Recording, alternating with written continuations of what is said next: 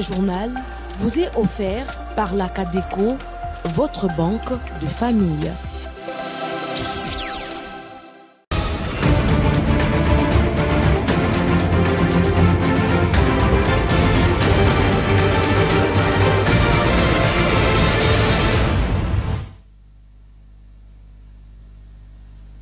Madame, Messieurs, bonsoir et bienvenue à cette édition du journal de 20h sur Shalom Télévision.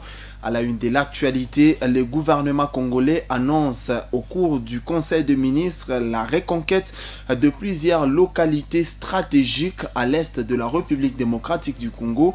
Vous aurez à suivre le porte-parole du gouvernement Patrick Mouyaya dans ce journal. Dans l'actualité également, le secrétaire général de la Senco, Abbé Donatien Cholet, regrette le non-paiement des enseignants via Caritas Congo dans plusieurs diocèses de la République démocratique du Congo. Joseph Kabila se contente de rester sénateur après 18 ans du vide. Il pourrait mieux servir le pays, peut-être étant sénateur, a dit Thierry Moussenepo. C'est un cadre de l'Union sacrée de la nation en République démocratique du Congo. Nous vous parlerons de Thomas Louaka, qui est un acteur politique et historien en République démocratique du Congo, qui pense que le 16 janvier reste important de célébrer les Congolais qui ont prôné l'unité de toutes les filles et fils de la RDC. En dehors de la République démocratique du Congo, Daniel Chapo a pris officiellement ses nouvelles fonctions en tant que président du Mozambique. Détail à suivre dans la troisième et dernière partie de ce journal. C'est tout pour les titres, madame, monsieur. Bienvenue. Sous les auspices de Judith Suminwa Tuluka, première ministre de la RDC, Kinshasa et Congo-Brazzaville unissent leurs efforts pour les projets pont, route et rail. La première partie du projet coûtera près de 700 millions de dollars, annonce faite par le ministre des Infrastructures de la RDC, Alexis Guizarro. Suivez. Les deux États, au plus haut niveau, sont engagés dans la matérialisation de ce projet qui va relier les deux capitales les plus proches au monde, à savoir Kinshasa et Brazzaville. Et donc nous avons entamé ces discussions, comme venait de le dire tout à l'heure le ministre d'État. C'était des échanges techniques. Il fallait que les administrations fiscales des deux pays puissent se rapprocher pour harmoniser un certain nombre de points sur nos systèmes qui, comme vous le savez, nous sommes des États, bien que partenaires, nous restons des États souverains. Et donc, il fallait que les administrations fiscales se rapprochent et harmonisent les quelques points de différence, on va appeler ça comme ça, pour que nous puissions mettre en place un système qui sera le plus favorable possible à la concession et booster, comme vous le savez, l'objectif recherché, c'est booster les échanges d'abord humains, parce que nous sommes deux peuples frères, qu'il ne faut jamais l'oublier. Ce fleuve qui est une frontière naturelle entre les deux pays, mais nous sommes des peuples frères. On parle la même langue des deux côtés de la frontière.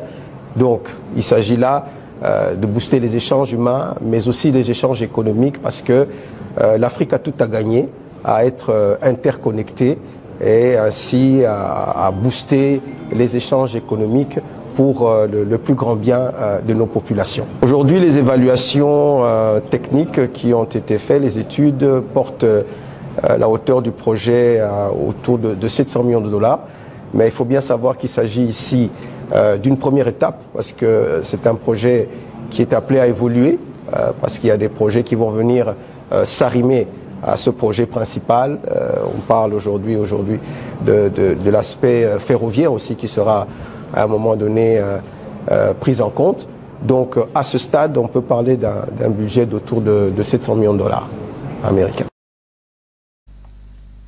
Au cours du Conseil des ministres tenu ce mercredi 15 janvier 2025 à la Cité de l'Union africaine, sous la présidence du chef de l'État Félix-Antoine Tshisekedi, le gouvernement a annoncé la reconquête de plusieurs localités stratégiques. Je vous prie de suivre cela dans cet extrait du compte rendu lu ici par Patrick Mouyaya. Le vice-premier ministre de la Défense a complété le vice-premier ministre de l'Intérieur en revenant spécifiquement sur la situation opérationnelle sur toutes les lignes de front dans la partie est de la République démocratique du Congo, où il est encore revenu sur la vaillance et la bravoure de nos forces armées de la République démocratique du Congo, qui opposent des répliques énergiques et qui se sont soldées par la récupération de plusieurs localités d'importance stratégique et des pertes en vies humaines dans les rangs des militaires de l'armée rwandaise. Et leur contre-offensive se poursuit sans désemparer. Dans les Nord Kivu, il a aussi informé que plusieurs terroristes du M23 RDF ont été neutralisés par les forces armées de la République démocratique du Congo dans la localité de Ndeluma en territoire de Lubero. Entre les 7 et les 12 janvier, nos vaillants militaires ont réussi à reconquérir après d'âpres combats des localités, notamment la cité frontalière Ishasha, Irambi, Kirumba, Kaina et la cité de Lourdes. En territoire de Massissi et Walikale, les forces armées de la République démocratique du Congo continuent leur action avec détermination pour empêcher l'ennemi, malgré ses renforts en armes et en matériel venus du Rwanda, d'atteindre son objectif d'expansion. En territoire de Nyiragongo, les FARDC soutenus par les VDP font face à la coalition ennemie aux alentours du parc national de Virunga. Au sud Kivu, nos vaillants militaires ont reconquis le 12 janvier dernier plusieurs localités et cités occupées par les agresseurs, notamment Lumbishi, Rosintaka, Kamatale et Kabini. Les actions décisives se poursuivent contre les autres groupes armés Greta Bara, Turanéo, supplétifs des agresseurs dans la région. En Ituri, les dispositifs opérationnels restent en alerte et la traque contre le milicien Codeco et ADF-MTM se poursuit.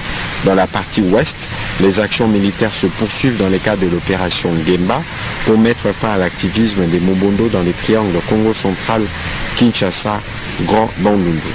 Au demeurant, les forces armées de la République démocratique du Congo restent déterminées sur toutes les lignes de front à restaurer la sécurité, à récupérer les zones perdues et à rétablir l'intégrité territoriale de la République démocratique du Congo.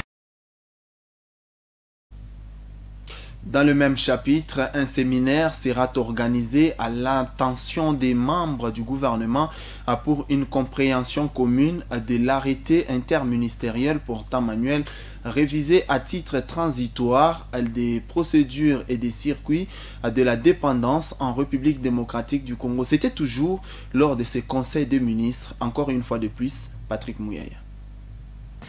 Elle a terminé son intervention par informer le membre du gouvernement du renforcement de la gouvernance par les respects stricts des procédures de la chaîne de la dépense à la suite de la publication le 8 janvier 2025 au journal officiel de l'arrêté interministériel numéro 110 bar Mineta bar Mine Budget 2024 et Cap Mine bar Finance 2024 123 du 20 décembre 2024 portant manuel révisé à titre transitoire des procédures et du circuit de la dépense en République démocratique du Congo qui désormais encadre tous les processus d'exécution des dépenses publiques par les gestionnaires des crédits. L'application de cet arrêté interministériel, a-t-elle rappelé, vise la parfaite maîtrise de la programmation et l'exécution des dépenses publiques en rapport avec les instruments budgétaires qui constituent le plan d'engagement budgétaire et le plan de trésorerie, cela étant l'un des fondamentaux de la stabilité du cadre macroéconomique. La Première ministre a invité le ministre d'État, ministre du Budget et les ministres des Finances à lui soumettre avant le prochain Conseil des ministres les termes de référence d'un séminaire gouvernemental qui sera organisé dans un bref délai pour une compréhension commune du dit arrêté interministériel et pour une meilleure vulgarisation auprès de l'ensemble des gestionnaires de crédit. Autre chose, la Synco et l'ECC se solidarisent une fois de plus et lancent un appel en faveur du projet Pacte social pour la paix et le bien vivre ensemble en République démocratique du Congo et dans les Grands Lacs. Les deux secrétaires généraux ont affirmé leur engagement à mobiliser la population congolaise quant à ce. Je vous prie de suivre les révérends Eric Senga, secrétaire général de l'ECC. Plutôt, ce sont les acteurs qui provoquent ces conflits. Je crois l'avoir dit à la première série, si nous prenons la population ou les populations, parce qu'elles sont les premières victimes de cette guerre. Je fais allusion ici à la situation humanitaire qui est assez catastrophique. Nous parlons de plus de 7 millions de déplacés, ça fait la population de tout un pays. Sans compter les sorts des enfants exposés aux épidémies, aux femmes enceintes, aux vieillards. Nous rappelons encore une fois, même les militaires qui font la guerre sont des citoyens et qui ont également droit à la vie. Donc la population, ici pour nous, représente la première cible qui subit les conséquences de la guerre. Encore que la guerre va jusqu'aux implications financières qui impactent le budget du pays. Et donc, je l'ai dit peut-être en passant sur le coût de la guerre. Nous avons la présence des armées étrangères. S'il faut les comptabiliser, les mercenaires, vous n'avez pas d'idée de combien cela. Par contre, nous restons responsables, et je l'ai dit, nous allons rencontrer les acteurs impliqués au conflit, y compris le pays et même le chef d'État de pays de la région. Et c'est ce que j'inscrivais dans l'agenda qui est dévoilé d'ailleurs dans la feuille de route, l'agenda du plaidoyer. Pour dire que les plaidoyers, nous n'allons pas nous arrêter simplement au niveau des populations. Mais comment nous allons les atteindre, cette population? Il sera dévoilé tout un agenda qui va suivre, c'est la feuille de route que nous publions. L'initiative est déjà lancée. Nous aurons, comme a dit Monseigneur, une conférence, éventuellement d'abord des commissions thématiques qui vont réfléchir. Et donc nous y allons crescendo, mais les canaux, en tout cas, vont apparaître au fur et à mesure que nous allons dévoiler le plan. Les membres de l'intersyndicale des syndicats des enseignants de l'éducation nationale menacent d'aller en grève si le gouvernement ne respecte pas son engagement. Le secrétaire général de la SENCO a quant à lui regretté le non-paiement des enseignants via Caritas Congo dans une communication du mardi 14 janvier 2025. Abbé Donatien Cholet a parlé de cette situation dans plusieurs diocèses du pays et a confirmé dans ce duplex réalisé par Mariam Souni.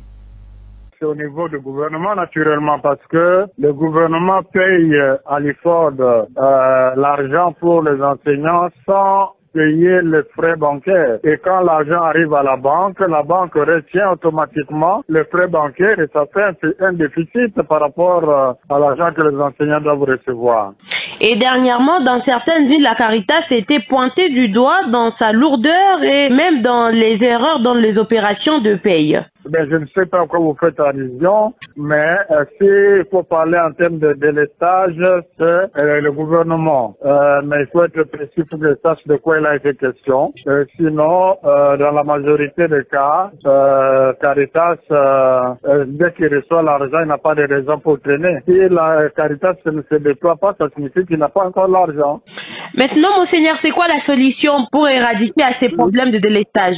La solution, c'est que le gouvernement doit être un peu plus responsable, c'est-à-dire il sait ce que coûtent les frais bancaires. Alors il n'a qu'à ajouter à l'argent que les enseignants doivent recevoir les frais bancaires, le problème sera résolu. Il y a exactement combien de mois que les enseignants n'ont pas encore reçu leur paye? Bon, il ne s'agit pas de tous les enseignants de quelques diocèses, c'est juste un mois, le mois de décembre qu'ils n'ont pas eu. Et aujourd'hui, les enseignants menacent d'aller en grève. Est-ce que cela serait-il la solution? Bon, non, ben écoutez, la grève est un droit, mais non qu'à revendiquer au niveau du gouvernement. Moi, je conseillerais plutôt le dialogue avec le gouvernement, mais là, ils se trompent de cible. Au lieu d'aller revendiquer auprès du gouvernement, ils revendiquent auprès de Caritas, alors ils n'auront jamais de solution. Et donc, la Caritas dépend du gouvernement? Bien sûr, la Caritas, l'effort ne sont que des intermédiaires. Ils reçoivent l'argent, ils donnent aux enseignants. Et si cet argent devient incomplet à cause des retenues bancaires, on ne saura pas payer tous les enseignants. Voilà pourquoi il y a des délestages. Il y a toujours l'un ou l'autre exercice dont les enseignants ne sont pas payés parce que l'argent avec lequel on devrait les payer est noyé dans les frais bancaires qui devraient être payés par le gouvernement. Et vous, au niveau national, quelles sont les stratégies que vous avez déjà mises en place pour... Il n'y a pas question de stratégie, c'est question de demander au gouvernement. C'est ce que nous avons toujours fait. Et au mois de décembre, le gouvernement a payé presque près d'un tiers de la dette de ce frais bancaire. Nous pensons qu'il va continuer à épurer ça et que chaque mois il va donner, voilà, c'est ça. Lors d'une interview à la radio Okapi, le vice-président de l'Assemblée nationale, Jean-Claude Tshilumbai, a affirmé que c'est 18% du budget national 2025 qui sont destinés à l'enseignement. Pourtant, en réalité, seulement 5% sont attribués à l'enseignement primaire, secondaire, universitaire, ainsi que à la recherche scientifique. Je vous invite ici à l'écouter dans cet extrait choisi par Wivin Mougouli. Souvent, lorsque les enseignants, nous enseignants, nous parlons du budget alloué à l'enseignement, nous voyons souvent notre salaire et ça s'arrête là. Alors que lorsqu'on dit enseignement, ce n'est pas seulement le salaire de l'enseignant, il y a bien d'autres choses que cela. Il y a par exemple les frais de fonctionnement. Je dois rappeler que ça fait beaucoup de temps que dans ce pays, les écoles ne recevaient plus les frais de fonctionnement, les universités autant. Donc, nous sommes en train d'insister pour que ça s'améliore parce que au niveau de l'enseignement de base, je crois que la question a été prise en compte parce que les écoles reçoivent déjà les frais de fonctionnement, même si ce n'est pas encore suffisant, je dois le dire. Mais c'est déjà une révolution. Et il y a d'autres activités connexes, des activités connexes liées toujours à l'enseignement. Par exemple... Et qui prennent beaucoup des ressources. L'organisation des examens. Au niveau de l'Assemblée, nous avons levé l'option, par exemple, que les tests des examens certifiants soient désormais gratuits, que les parents ne participent plus à quoi que ce soit. Et ce n'est pas contenu dans les 5%? Non, c'est plutôt dans les 13%. Les TENACEP, les examens d'État et tout ça. Alors, si cette rubrique est respectée, il va être ainsi que les enfants pourraient passer tous ces examens-là sans payer un seul frais. Donc, l'État les prendrait en charge. Ça, c'est une évolution parce que le président de la République tient à ce que l'accès à l'enseignement dans les jours, dans les années qui viennent, soit absolument gratuit de primaire à l'université. Et ça, c'est un effort que nous allons ensemble déployer. Je crois que nous allons y parvenir le plus rapidement possible. Dans l'actualité également, l'acteur politique Thierry Moussenepo, cadre de l'Union sacrée de la Nation, a devant la presse déclaré que Joseph Kabila se contente de rester sénateur. Après 18 ans du vide, il pourrait mieux servir le pays, peut-être étant que sénateur. Je vous invite ici à l'écouter. Le problème ici, ce n'est pas que nous puissions avoir peur de qui que ce soit, mais le Congo a des compétences qui demain peuvent servir ce pays. Nous ne sommes pas obligés de réveiller le maréchal Mobutu, de revenir à Kasavubu ou à Joseph Kabila pour que ce pays puisse avancer. Au sein du FCC, du PPRD, il y a des compétences. Pourquoi ne pas céder le bâton pour que les autres aussi avancent? Je pense qu'il y a un moment de la vie où vous avez servi, il faut savoir partir. C'est cela le train de vie. La vie, c'est des courses de relais. Donc il n'y a pas une peur sur quelqu'un. Il n'y a pas de peur. Il y a un rôle important que les lois du pays a accordé à l'ancien chef de l'État. Il faut qu'il serve le pays par rapport à cette fonction. Il n'y a pas de fonction éternelle qui ne soit dévolue qu'à un seul individu. La responsabilité du chef de l'État étant passée, il faut maintenant se concentrer à cette nouvelle fonction qui vous a été donnée par l'État. On ne vous voit pas servir dans cette fonction, mais on vous voit, ou peut-être que ce sont de personnes d'intention, je ne sais pas, mais il ne faut pas donner l'impression que vous n'avez été créé ou taillé que pour une fonction déterminée. Il y a énorme, nous sommes 160 millions de Congolais. Devrions-nous seulement penser à Mobutu ou à Kasavubu ou à Joseph Kabila pour diriger ce pays? Vous êtes une compétence. Vous pouvez demain apporter votre compétence pour le pays. Donc, à mon avis, il n'y a aucune peur. La peur serait basée sur quoi? Parce que le groupe politique qui soutient l'ancien chef de l'État ne respecte pas le peuple congolais. Ils ont bafoué les élections. Célébration ce 16 janvier de l'anniversaire de l'assassinat de l'ancien président de la RDC, Laurent Désiré Kabila. Pour l'acteur politique Thomas Louaka Losanjola, il est important de célébrer les Congolais qui ont prôné l'unité de toutes les filles et fils du pays et sans se baser sur des considérations tribales. Il a dit lors de son passage dans une interview à la radio Okapi.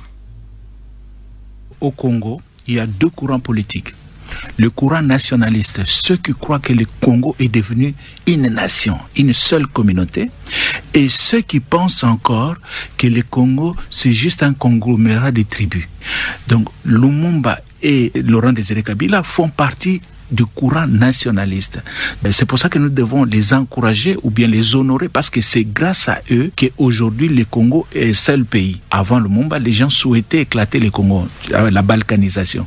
Lumumba s'est battu pour l'unité du Congo parce qu'il considérait que nous avons un pays, nous sommes un seul peuple, nous devons avoir un seul pays. Donc les courants nationalistes. Alors qu'il y a d'autres Congolais jusqu'aujourd'hui pensent que le Congo c'est une association de tribus. Comment on sait? On le sait lors des élections. Il y a des gens qui votent tribu, il y a des gens qui votent langue. Et même dans les partis politiques, on a ces tendances-là. La tribu prime sur la nation. Et avec cet état d'esprit, cette idéologie-là, nous ne construirons jamais un pays plus beau qu'avant. C'est l'unité de la nation qui fera de nous un pays très fort. Donc, pour moi, le pays aujourd'hui doit honorer les nationalistes, ceux qui ont prôné l'unité de tous les Congolais. Nous avons des problèmes à l'Est pour deux raisons. La première raison, la nation congolaise est devenue très faible. Les gens sont là dans leur tribu. Donc ça, le premier problème, il faut soigner la nation congolaise. Les gens doivent avoir les sentiments nationaux. Deuxième élément, c'est la déliquescence de l'État congolais. L'État congolais est tellement faible que des voisins aussi petits que le Rwanda peuvent se permettre de déployer leurs agendas. Donc c'est ça que je dis souvent à mes compatriotes. Le problème, ce n'est pas le Rwanda. Le Rwanda ne fait qu'exploiter notre faiblesse. Commençons d'abord par nous soigner nous-mêmes. Si nous sommes guéris, le Rwanda ne se permettra jamais. Si le Congolais a une armée, une administration, une justice, une économie forte, le Rwanda n'osera jamais dérouler son agenda chez nous. Donc, si on suit l'idéologie de Lumumba, l'idéologie de Laurent Désiré Kabila, ça va nous conduire à renforcer la cohésion nationale et à restaurer l'autorité de l'État. Avec ces deux éléments-là, le Congo devient imbattable dans la sous-région. Le président de l'Assemblée provinciale de la Chopo a visité la nationale numéro 3 dans son tronçon compris entre Kisangani et Lubutu, en état de délabrement très avancé à environ 70 km de la ville de Kisangani. Suivez. Nous sommes à environ 70 km de Kisangani, sur la route nationale numéro 3, un axe crucial qui relie la province de la Chopo aux provinces du Maniema, du nord et du sud Kivu, en passant par Lubutu. Emprunter ces chemins, c'est un véritable parcours, le parcours de combattants en raison de son état déplorable et difficile à circuler.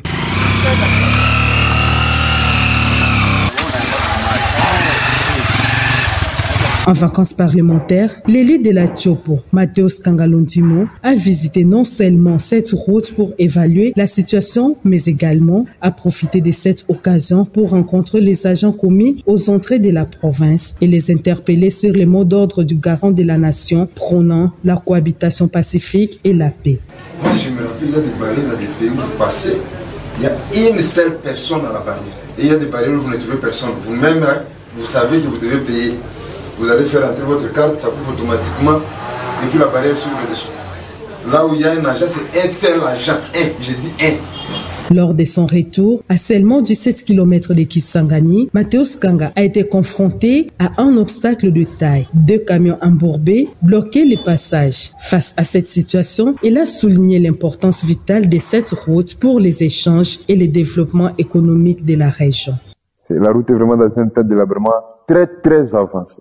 Donc nous pensons que cette route, si rien n'est fait, dans un avenir très proche, la route va disparaître. La nationale numéro 3 va disparaître. parce que nous sommes pendant la saison sèche. Si on peut vraiment voir ce qui est là, quand sera tiré à cause de la saison, ça voudrait dire tout simplement que si rien n'est fait dans un avenir très proche, en tout cas, cette route ici, qui est une route d'intérêt national, n'aura plus son sens d'être, parce que c'est en voie de disparition. C'est donc un SOS que nous lançons à l'égard des autorités, notamment nationales, mais aussi que le gouvernement provincial puisse se mettre en vue de pallier à cette situation. Pour contourner la situation, Matteo Sukanga a emprunté la route menant à la piste de l'aéroport international de Bangoka pour rejoindre les centres-villes, illustrant ainsi l'urgence de la réhabilitation de cette infrastructure stratégique.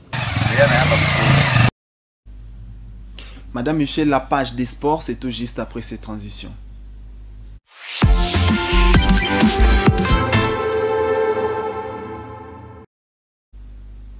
La Confédération africaine de football CAF a ce mercredi effectué son tirage au sort du championnat d'Afrique des Nations CHAN dans sa 8e édition. Au terme de cet exercice, les Léopards A' de la République démocratique du Congo ont été logés dans le groupe A aux côtés du Kenya, du Maroc ainsi que l'Angola et la Zambie. Cette compétition continentale qui regroupe au total 19 nations prévu initialement au mois de février se tiendra au mois d'août 2025 prochain dans 3 pays africains dont le Kenya, l'Angola, l'Ouganda plutôt, ainsi que la Tanzanie. Madame, Messieurs, c'est la fin de cette deuxième partie. Place à présent aux actualités en dehors de la RDC.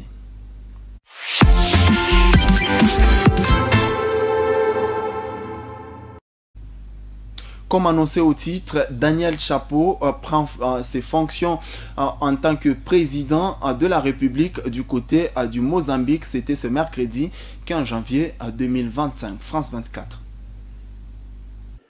Devant ministres et militaires, le nouveau président du Mozambique prête serment.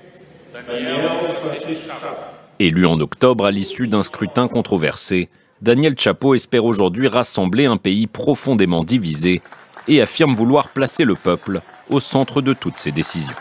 Le dialogue a commencé et il continuera tant que nous n'aurons pas un pays uni et cohésif qui œuvre pour le bien commun. La stabilité sociale et politique est notre priorité absolue. Tout autour de la place de l'Indépendance, les rues de la capitale étaient quadrillées par l'armée. Un dispositif de sécurité symptomatique des vives tensions politiques qui paralysent le Mozambique depuis le mois d'octobre. Vivement contestée par une partie de l'opposition, l'élection du candidat du pouvoir Daniel Chapo avait fait l'objet de nombreuses manifestations violemment réprimées par les forces de l'ordre. Rentré au pays la semaine dernière après un bref exil, le principal opposant Venancio Mondlane a appelé ses partisans à poursuivre la contestation. Mais si Daniel Chapo ne fait toujours pas l'unanimité, certains habitants de Maputo se disent aujourd'hui prêts à lui laisser une chance. Les gens sont fatigués de la guerre et des morts. J'espère que le nouveau président pourra apporter des changements ou des réformes.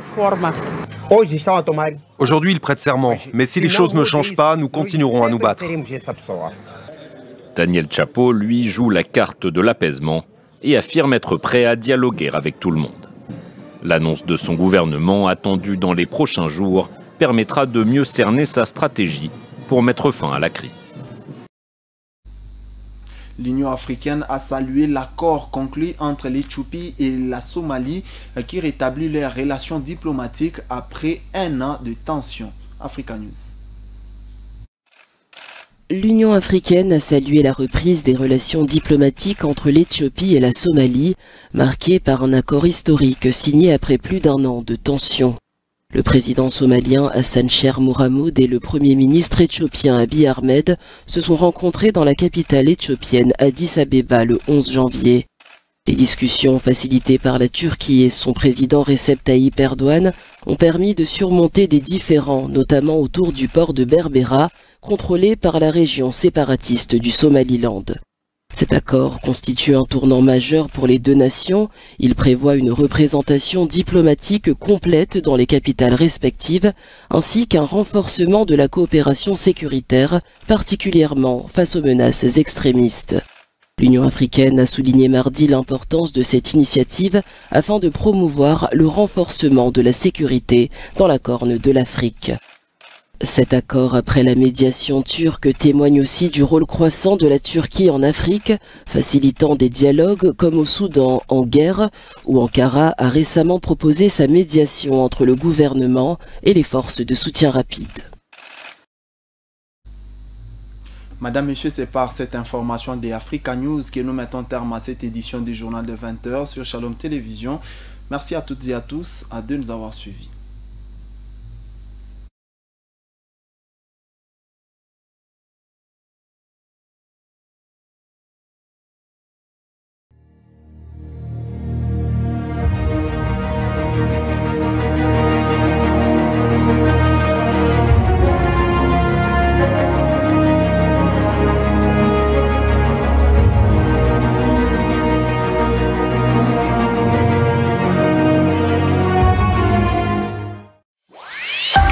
Ce journal vous a été offert par la CADECO, votre banque de famille.